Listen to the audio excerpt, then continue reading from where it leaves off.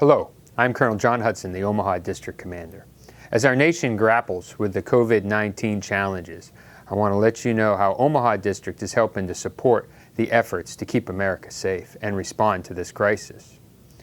Currently, we're working with FEMA, state and local officials across Colorado, Wyoming, Montana, North and South Dakota, and Nebraska, where we're conducting site assessments of potential locations for alternative care facilities to help deal with the overflow of patients which can't be handled within our current medical facilities.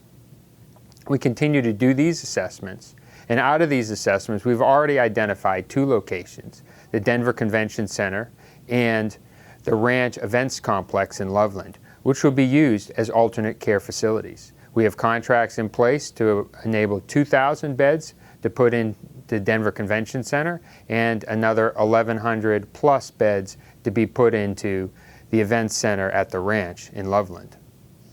While this is ongoing, we continue to execute the rest of our mission to include the levee restoration on the Missouri River after last year's floods. Nearly all of those levees have been closed and are now at their full authorized levels. Now we continue to work on them as grass is yet not fully established, but a lot of the risk has been significantly reduced. At this point, we do not expect major flooding due to snowmelt, as the plain snowpack has essentially melted, and the snowpack in the northern Rockies is average to slightly above average. However, we are still vulnerable to major rain events. Currently none are forecasted, but should we have any this summer, they likely will cause at least minor to moderate flooding within the Missouri Basin.